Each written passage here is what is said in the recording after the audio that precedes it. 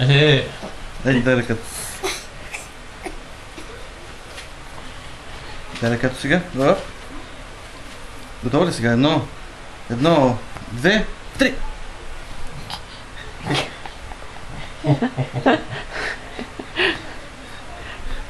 Пък майка ти вика, ще ти мириш от краката. Помни я тук на 7 май 2010 година майка ти е казала, че ти мириш от краката. Виж се си паях.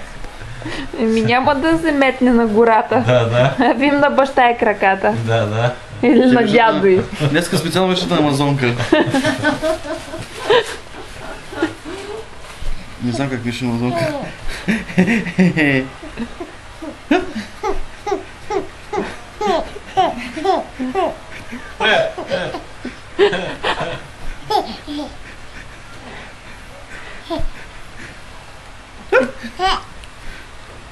Мисля, че айде да ходим да я къпем.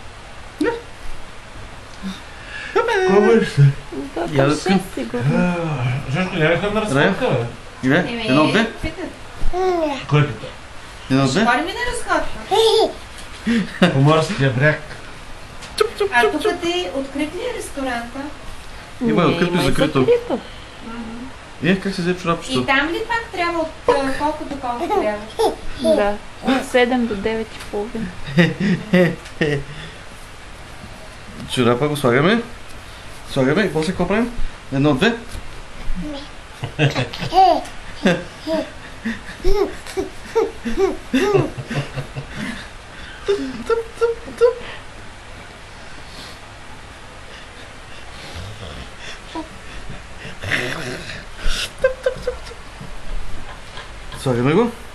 Слагаме го.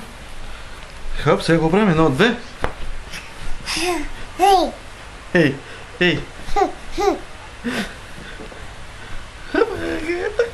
Има ли гадилче тук? Гадил. Дайте на кръченцето. Търкую. Ще се връщаме. Ей, хоп. Бъркал.